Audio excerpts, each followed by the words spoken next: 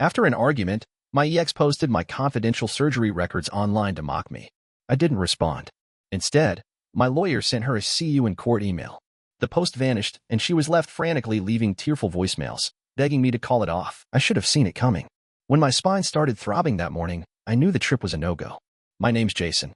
I'm 29, living just outside of Asheville, North Carolina. I'm a mechanical engineer by trade, but my back? That thing's a full-time job.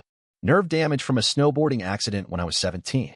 2 surgeries, a titanium screw, and a whole lot of physical therapy later, I was still walking, but not without pain. And every so often, it flared up like a lit match under my skin. That Friday morning, I woke up and couldn't even sit up straight. It felt like someone was shoving a hot poker into my lower back and twisting. I groaned, slowly easing myself to the edge of the bed, and reached for my meds. The fishing trip with Lila and her friends was tomorrow, but I just knew, I wasn't gonna make it. I texted her, kept it short. "Hey, I'm sorry. Flare-up's really bad. Can't make the trip. I'm barely upright." She didn't reply right away, which wasn't unusual. But when she walked in the door that evening, the look on her face wasn't concern, it was annoyance. "You've got to be kidding me," she said, dropping her purse with a thud. Again, I blinked. "I'm not faking it, Lila. I can barely walk." She let out a sharp laugh, shaking her head. "No, Jason. You can't deal. That's what you mean. You don't want to meet my friends, so you pull the health card again." I stared at her. "What are you talking about?" "I'm talking about how every time something involves my people, you magically get worse. But you're just fine to go into the office all week or tinker with that damn motorcycle in the garage. You're not sick. You're a crippled coward." The words hit harder than the pain ever could. "Don't call me that." "Why not? It's what you act like." She crossed her arms. "You use your little condition to control everything. It's your shield. Poor Jason can't go anywhere, can't do anything. But hey, let's all baby him because of some ancient injury." "Ancient?" My voice cracked. "I've had 2 surgeries. There's a screw in my back." "Yeah, and you love telling people about it. You get sympathy, attention. You like being the fragile one. Makes you feel special." I couldn't even speak. My chest was tight, not from pain, but something uglier. The betrayal of someone knowing exactly where to stab and doing it anyway. She wasn't done. Maybe if you stopped pretending you were some kind of tragic case, you'd actually heal. But no, why did that when being broken gets you out of things? "You really think I enjoy this?" I whispered. She stepped closer, her voice dropping. "I think you enjoy not having to try. And I'm done pretending that's not what this is." Then she turned, grabbed her bag, and slammed the door so hard the frame rattled. I didn't move for a long time. I just sat there on the edge of the bed, feeling the ache in my spine slowly spread down my legs, and wondering how someone I loved could look at me and see nothing but weakness. I must have dozed off at some point, sitting upright like that. When I woke up, the room was dark and my phone was buzzing. Missed calls. Texts. A couple DMs from people I barely knew. I squinted at the screen, trying to make sense of the flood. And then I saw it. A forwarded screenshot from someone I hadn't heard from since high school. Apparently this is why he's too weak to spend a weekend outdoors. You decide. The caption sat just above a photo. It was my orthopedic report. The post-op notes. Lila had uploaded it to her Instagram story, my name and diagnosis and all, with laughing emojis and hashtags like #manflu and #getaveryyourself. She'd taken the most vulnerable part of me and thrown it to the wolves for laughs. I stared at the screen, numb. The shame came first. Then the heat. The crushing mix of embarrassment and rage. And under that, something colder. This wasn't just a fight. This was war. I didn't sleep that night. Not from pain. Not even from shock. It was something deeper, a hollow, echoing stillness that spread out inside me like a frost line splitting through concrete. I wasn't even angry at first. Not in the way I thought I would be. It was a cold kind of burn. The kind that didn't scream or throw things. The kind that documented everything. I sat up in bed, propped against a pillow, my back still tight and throbbing, and started scrolling. Her story had been up for 5 hours. There were comments. Reposts. One guy I hadn't seen since college had replied to her. "LMAO, this can't be real." I screenshotted that one first.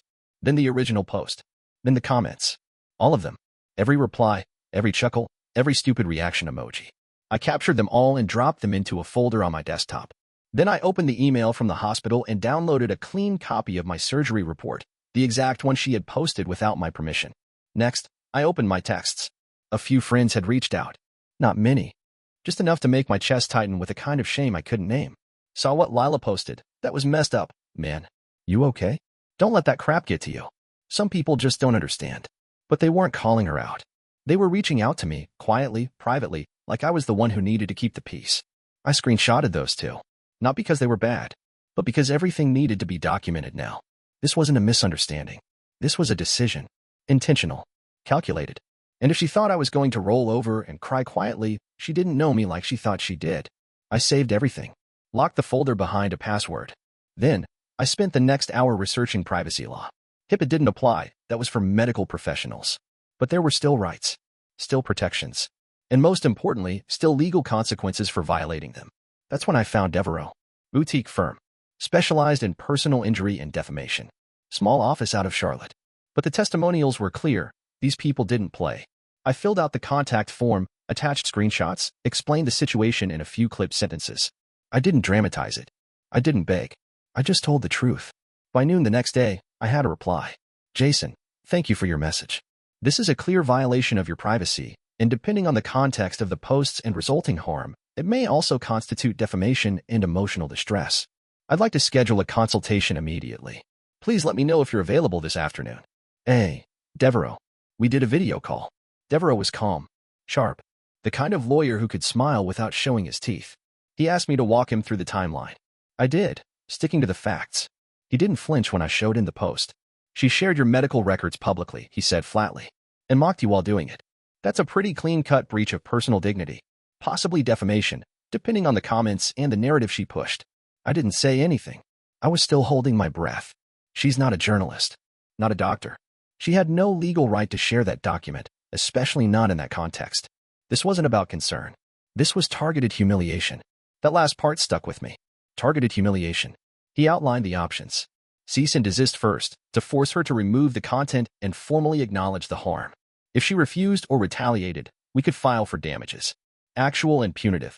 You're not just protecting yourself, he said. You're setting a boundary. You're telling the world this isn't okay. That your body, your pain, your life, it's not for public ridicule. That part almost got me, but I kept my face still. By the time we ended the call, I had already signed the retainer agreement.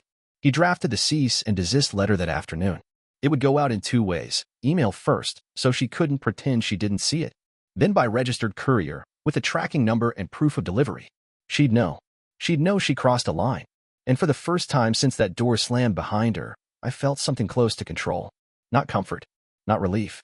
Just a steadiness in my chest, like a cracked foundation had finally stopped shifting under me. She started this in public. She was going to end it there, too. The cease and desist went out the next morning. Devereaux CC'd me on the email. It was sharp. Professional. A slow blade wrapped in polite legalese.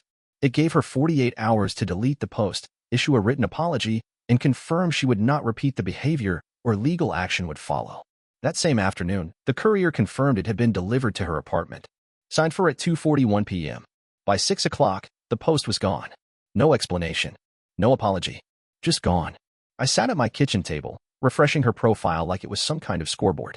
Watching the evidence vanish in real time felt surreal. Like I was witnessing the digital version of her panic set in. Then the voicemail started. The first one came in at 7:13. Hey, I got your lawyer's thing. I took it down, okay? So just, can we talk about this? I didn't mean it to go that far. Second one, 15 minutes later. I was upset. You bailed on me again, and I felt like you didn't care. That's all it was. You know I didn't mean to hurt you. The third was longer. Less sorry, more indignant. This is so dramatic, Jason. A lawyer? Are you serious? You're trying to ruin me over a joke. It was just a story. Everyone overshares online. God, you're being ridiculous. Then back to the soft voice again in voicemail number 4. I'm scared. You don't understand what this could do to me. I could lose my job. People are talking. Please, please don't do this. I didn't reply to any of them. I forwarded each one to Devereaux, along with the audio files, the timestamps, and a transcript I typed up by hand. Every version of her voice, pleading, angry, mocking, cataloged and filed away. Maintain silence. Devereaux told me that night over the phone. Do not engage. She's spiraling. Let her. He was right. It wasn't guilt. It wasn't even remorse. It was damage control. By the next day, the voicemail slowed. But then something else landed in my inbox. An email. From Lawrence Ashford. Subject line, private discussion requested, Lila Herring. I didn't recognize the name right away. But once I opened the message, it hit me. He was Lila's father. Big-time corporate consultant. Wrote for business magazines. Spoke at leadership retreats. The kind of guy who wore $5,000 watches and called people champ in meetings. The email was coldly cordial. Jason, I understand you've had a disagreement with my daughter, and are pursuing legal action. I'd like to suggest we approach this matter with maturity and discretion. A private resolution is in everyone's best interest. I'm sure we can come to a mutually agreeable understanding. No need for this to become messy or public. Regards, Lawrence Ashford. There it was. The veiled threat. No acknowledgement of what Lila did. No apology. Just corporate speak for, back off if you know what's good for you. I forwarded the email to Devereaux. He called me 20 minutes later. I've dealt with this type before, he said. This isn't concern. It's containment. He doesn't want her embarrassed. Doesn't want his name dragged into a public case. That message wasn't for your benefit. It was to gauge your threshold for intimidation. So what do? I asked. You don't respond, Devereaux said simply. Let me. That night, I lay on the couch in the dark, my back tight with inflammation, my brain spinning. I'd barely eaten all day. My apartment was quiet, except for the hum of the fridge and the occasional ping of another voicemail I wouldn't check. I wasn't even mad anymore. I was exhausted. But underneath the exhaustion, there was something else. Conviction. She had treated me like a liability. Her father saw me as a problem to neutralize. But for once, I wasn't shrinking. I wasn't hiding. This wasn't about revenge. It was about making sure I never had to feel that small again. The letter from Lila's lawyer arrived the following Monday. It wasn't an apology. Not even close. It was 4 pages of carefully curated dismissal. Her version of events wrapped in phrases like contextually misinterpreted and not intended as malicious. It accused me of weaponizing the situation for potential financial gain and suggested I had misunderstood a moment of emotional venting. The last paragraph was the best part. A thinly veiled warning that if I continued down this path, they would pursue appropriate remedies. I read it twice, then handed it to Devereaux. He smirked as he scanned it. They're bluffing. Classic PR defense. Blame the victim, deny the facts, spin it as emotional overreaction. They really think this is going to work? I asked. He slid the paper back toward me. They're not trying to win. They're trying to intimidate you into backing off. But I wasn't backing off. Because by then, I had already received a message from an old friend, Jonah, someone who used to hang out with both me and Lila back when things were still good. We hadn't talked in months, but the message came through mid-morning. Hey man, heads up. Lila's talking about you in that old group chat from college. She's saying some pretty messed up stuff. He didn't say more than that. Just attached a screenshot. The message read, I hate that he's dragging this out like I committed a crime. The guy has a total painkiller dependency, always injured just enough to get out of things. I should have called it out sooner. He's not stable. I stared at the screen, cold creeping up my arms. She was rewriting the story, turning my pain into addiction, turning herself into the concerned one, the poor girlfriend who had to deal with an unstable man, all while privately trashing me in a group of people we both used to trust. I messaged Jonah. Can I use this? Use whatever you want, he wrote back. She's losing it. I just thought you should know before it gets worse. I forwarded everything to Devereaux. The screenshot, the timestamp, the names in the chat, every line of it. He called me within 10 minutes. That's defamatory, he said, voice hard.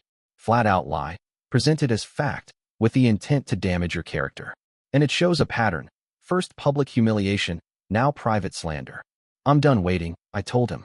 Send whatever you need to send. Let's file. There was a beat of silence on the other end. Then we move forward, he said. Official complaint. We'll begin drafting today. As soon as I hung up, I sat there in my chair, staring out the window. It was raining, the soft kind of rain that made everything seem quieter than it was. She thought she could control the narrative. First by making me look pathetic, then by spinning a new story, one where I was the liar, the addict, the man too broken to be believed. But she underestimated something critical. I wasn't hiding anymore. I wasn't ashamed of my pain. I wasn't afraid of their lawyers or their family name or their fake apologies.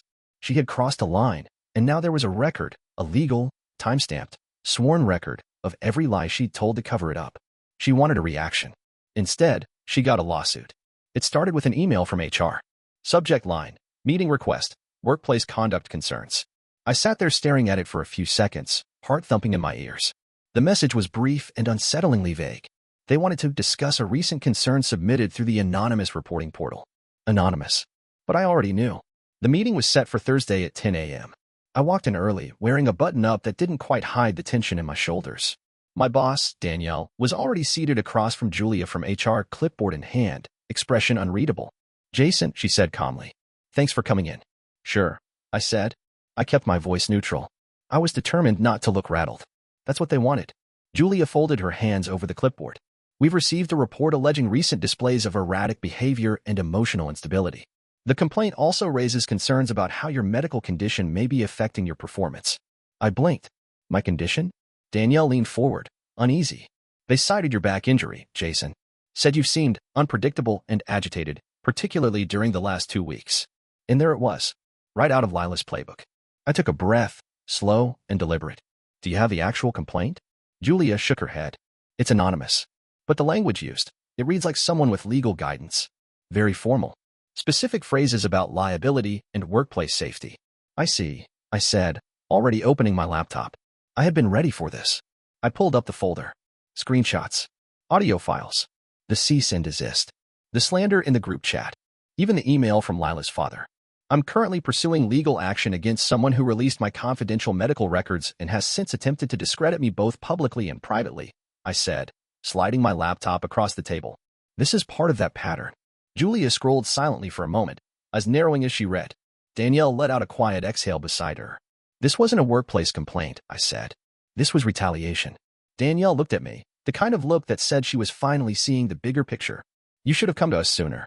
I didn't want to drag work into it, I said. But they dragged it in for me. Julia finally spoke. We'll investigate thoroughly. You've been transparent and professional, and this documentation will be extremely helpful.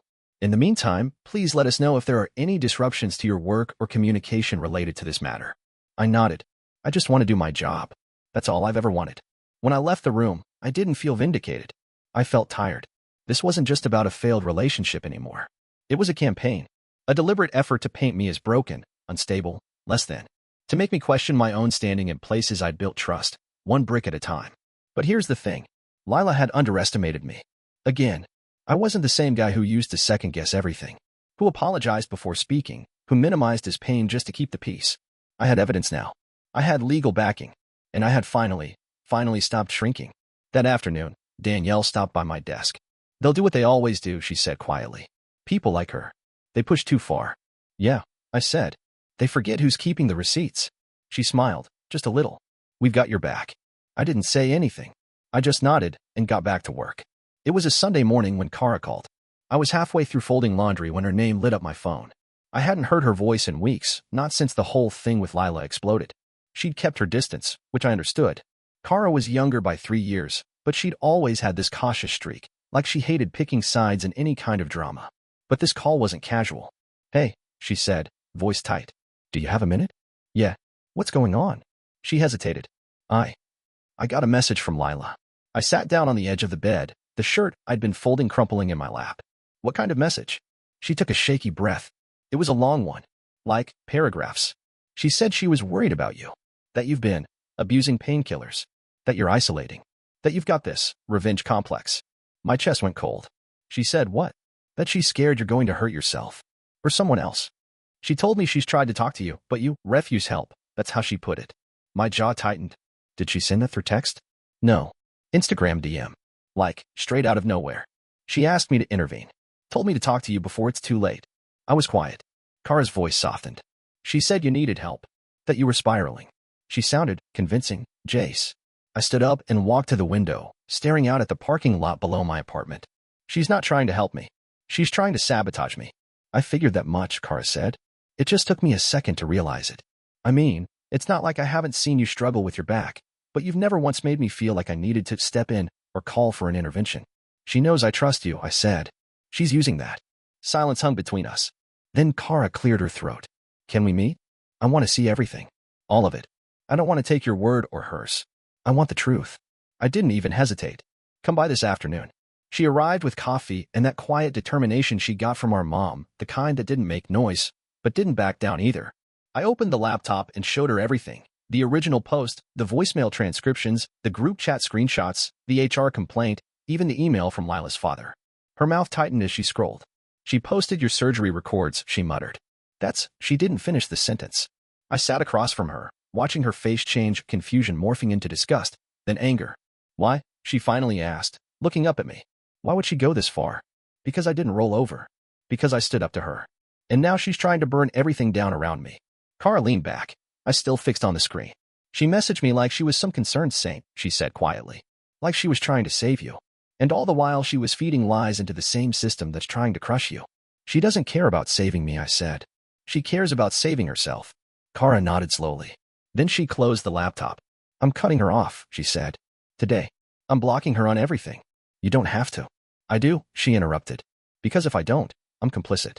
And I'm not going to be another person who lets her treat you like this. For a moment, I didn't know what to say. I braced for doubt, for sympathy, for the usual family script. Maybe it's not as bad as it looks. But there was none of that. Just fury. Just resolve. We sat there a little longer, sipping coffee that had gone cold. Before she left, she turned at the door. Whatever happens next, I'm with you. All the way. That was the thing Lila never counted on. That someone close to me would see through the act. That family could be more than a pawn in her strategy. That message to Kara? That was her last card. The final manipulation. And it failed. It didn't break me. It steeled me. 3 weeks after filing the lawsuit, Lila struck back. Her legal team submitted a countersuit, complete with all the theatrical language you'd expect from someone trying to flip the script: emotional distress, reputational damage, malicious intent. She painted herself as the real victim, the poor girlfriend targeted by a vengeful and unstable ex who had launched a public crusade to humiliate her. I read the complaint 3 times. It was surreal. They claimed her original post was private commentary meant only for close friends. Never mind, it had been posted on a public story to over 1,000 followers with hashtags like #cripplecoward and #too-weak-to-travel. They argued that the document she posted wasn't technically confidential since I had previously spoken about my condition in casual conversations. Devereaux laughed when he read it. They're grasping at air. Can they really claim the post was private? I asked. They can claim anything they want, he said. Doesn't mean it'll hold up. Especially not when we've got screenshots, timestamps, and a witness list. The deposition prep started immediately. We compiled everything: Lila's Instagram story, the group chat defamation, the HR complaint at work, the messages to my sister, the email from her father. Devereaux had a team for this. They cataloged everything with surgical precision, cross-referencing timelines, building an airtight argument. They weren't just trying to prove harm. They were showing intent. The week we filed our response, I got a call from Julia in HR. Hey, she said. Just wanted to give you a heads up. The investigation's closed. We found the complaint to be unsubstantiated. Completely. Did they figure out who filed it? She paused. Let's just say we have strong reason to believe it didn't come from inside the company. Translation. It was Lila, or someone she put up to it. Thanks, I said. I appreciate you keeping it internal. Honestly, Julia replied. We've seen a lot of employee issues over the years. But this was something else. You handled it well. After I hung up, I stared at my monitor for a long time. Not because I was relieved, though I was, but because it proved something I'd started to believe in my gut. This wasn't about a breakup anymore. This was about erosion. She was trying to dismantle me, piece by piece. My credibility, my job, my support system, every area of my life, under attack. But the more she threw at me, the more visible her tactics became. Her defense wasn't a wall, it was a fog. And every time she added to the pile of lies, the truth came into sharper focus. I didn't answer her voicemails. I didn't respond to her lawyer's snide emails. I stayed steady, calm, focused. Because what mattered now wasn't just the outcome, it was the record, the trail, the truth, preserved in every affidavit, every screenshot, every motion. Let her escalate. Let her build a house of contradictions. We were documenting every brick. Lila showed up to the deposition dressed like she was headed to a job interview: black blazer, pearl earrings, lips pursed so tightly it looked like her face had been stapled shut. But no outfit in the world could hide the panic just beneath the surface. Her lawyer sat beside her, flipping through a thick binder. Across from them, Devereaux was cool, quiet, deadly. I didn't say much. I didn't have to. Today was about her. They swore her in, asked the basic questions. Then it started. Ms. Herring, Devereaux began, can you explain the purpose of the social media post you made on June 3rd regarding Mr. Carter's medical condition? She gave a tight smile. It wasn't meant to be taken seriously. It was just a joke between friends. Between friends, he repeated. How many followers do you have on Instagram? She paused. I don't know. Maybe around 1,100. And your account is public? She glanced at her lawyer. At the time, yes. So you published Mr. Carter's confidential surgical report on a public profile visible to over 1,000 people? Her mouth opened, then closed. I didn't think. That's clear, Devereaux said sharply. Now about the caption. Apparently this is why he's too weak to spend a weekend outdoors. You decide. Do you consider that a joke? I mean, it was sarcastic, she said, voice faltering. We had a fight. I was upset. Were you aware that Mr. Carter had undergone 2 spinal surgeries before posting that? Yes, she said quickly. But did you have his permission to share his medical information? No, she admitted, her voice quieter. And did you receive any formal training or hold any certifications in healthcare privacy, legal ethics, or public relations? What? No. Thank you. He moved on, methodical as a scalpel. They brought up the messages to Kara, my sister. The ones where Lila suggested I was unstable, abusing painkillers, and potentially dangerous. Can you explain why you sent this message to Ms. Carter on July 12th? Devereaux asked, pulling up the screenshot. Lila squinted at it. I was concerned. Concerned enough to lie? I didn't lie. You stated Mr. Carter was isolating and dependent on painkillers. Are you a medical professional? No, she snapped. Do you have access to Mr. Carter's prescriptions or treatment history? No. So these were assumptions, not facts. She didn't answer. Miss Herring, he said evenly, you initiated a smear campaign. First through a public platform, then through private messages. In both cases, you twisted truth to suit your narrative. Can you tell this room why? She stayed silent. Because he told you no, he continued. He set a boundary, and instead of respecting it, you retaliated. Her face was red now. Hands clenched on her lap. She was unraveling. And then came the kicker. Devereaux slid a printed email across the table. Let's talk about this. From Lawrence Ashford. Your father. Lila's eyes widened. He contacted Mr. Carter directly after the cease and desist. Would you say he speaks on your behalf? He was just trying to help. The email reads, let's resolve this privately. Legal action would not be wise. Sounds more like a threat, don't you think?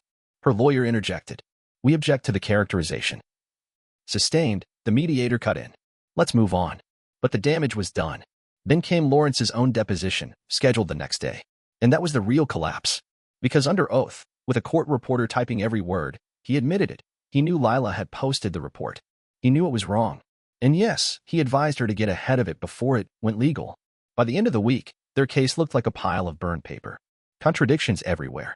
Lila claimed she was joking, but her messages painted a campaign of character assassination. She claimed she was scared, but her father was playing cleanup behind the scenes. The whole defense fell apart in under 2 hours. That Friday evening, Devereaux called.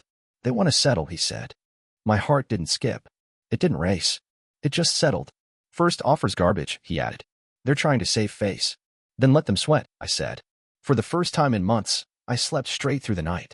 It took another 3 weeks of back and forth to get the settlement right.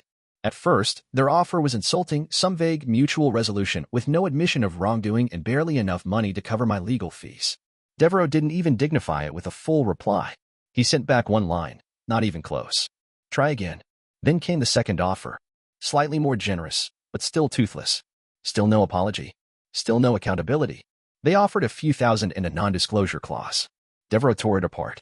He kept hammering on one point. If we were going to settle, it wasn't going to be quiet. We weren't taking their money and pretending this never happened. We were documenting it, formally, legally, and forever. Finally, they caved. The signed agreement came in on a rainy Tuesday. A full 6-figure payout, broken into 3 parts, reimbursement for legal fees, a lump sum earmarked for medical and emergency costs, and a final installment for emotional damages and defamation. But the money wasn't the part that mattered most. The centerpiece was this, a signed, notarized document admitting that Lila had posted my private medical records without consent, that her social media caption was defamatory, that her later comments, online and in private conversations, were false and caused direct harm. It was court-reviewed. Official. If she ever tried to twist the story again, I had the truth, legally binding and enforceable. There was also a non-disparagement clause. For her. For her father. If either of them ever said one more word about me, online, offline, sideways, they'd owe me another 6 figures. Minimum. They'd gone from smug silence to a desperate scramble. Now, they were boxed in by their own arrogance. When Devereaux called to tell me it was finalized, I didn't feel joy. I didn't feel victorious. I just felt lighter. You good? He asked. Yeah, I said quietly. I think I'm good. I stared at the email with the final agreement attached. My name. Her name. The legal language like scaffolding around a collapsed house. A paper monument to everything she tried to destroy and failed. I thought I'd feel like celebrating, but I didn't. There was no champagne, no dinner out, no post to mark the win. Instead, I ordered Thai takeout and ate on the couch while the rain tapped at the windows. I looked around my apartment, still quiet, still mine, and exhaled for what felt like the first real time in months. This wasn't about revenge. It was about dignity. She turned my body into a joke, my pain into gossip, my name into a hashtag. But I didn't disappear. I didn't get loud or petty. I got proof. And now she couldn't erase that. For the first time since she slammed that door and walked out, I felt peace. Not because she lost, but because I didn't. It's strange how life keeps moving even after everything you thought might break you doesn't. The lawsuit was over. The money was in my account. The signed admission lived in a locked folder on my hard drive, in a safe in my closet, and with Devereaux's office, just in case. The chapter had closed, but the echo of it lingered in my body, like an old injury on a cold morning. My name's still Jason. Still 29. Still the guy with nerve pain and a fused vertebra. But something's different now. Not just legally. Not just financially. Deeper than that. I stopped waiting for closure from her the moment I signed the settlement papers. I didn't check Lila's social media again. I didn't look to see what she was saying, or if she was still spinning stories to anyone who would listen. That part of me, the part that needed to know what she was doing, if she was hurting, if she was sorry, finally went quiet. Instead, I focused on rebuilding. I got back into a rhythm at work. My boss, Danielle, quietly shifted a few of my deadlines to give me some breathing room, and my coworkers started treating me with something different than sympathy. It was respect. I hadn't even realized how much I needed that until I felt it again. I started physical therapy again too. Not because I was desperate, but because I was ready. My body would never be perfect, but I could take care of it the way it deserved. Not in shame. In pride. My circle got smaller. But it also got better. Kara came by more often. We'd cook frozen pizzas and watch bad documentaries and sit in silence that didn't need to be filled. She'd ask how I was doing, and I could finally answer without flinching or lying. A few friends who had stayed quiet during the worst of it reached out again. Not all came back. But the ones who did so with honesty. And that meant something. The money helped, of course. I finally replaced my old mattress, the one that had made every flare-up worse. I put some aside for medical emergencies and another chunk into savings. I even started looking at houses, slowly, carefully. Not because I wanted something big, just something mine, something still and safe. But none of that compared to what mattered most. The truth was on paper now, legally affirmed, a part of the record. If anyone ever doubted what happened, all I'd have to do was point to the document and say, "Here, read it." No more defending myself. No more explaining. No more proving my pain. For so long, I let her speak louder than my reality. For so long, I minimized what I went through, physically, emotionally, privately, just to keep the peace. I thought that made me strong. But real strength came from saying no. From holding the line. From fighting back not with fists, but with facts. Sometimes people ask me if I feel like I won. I don't know if that's the right word. I didn't want to win. I wanted to be left alone. I wanted to be treated like a human being, not a weakness to be exploited. I wanted what everyone wants, to be safe in my own story. Now I am. There's still pain. Some mornings are harder than others. My back will never be what it was. And yeah, I still get tired. Of the whole thing. Of the memory of it. But I don't carry the weight the same way anymore. I don't let it define me. I walk a little taller now, even if my gait's stiff. I laugh more, even if sometimes there's a catch in it. I trust a little slower, but when I do, I mean it. I didn't let her destroy me. That's the real ending. Or maybe the beginning.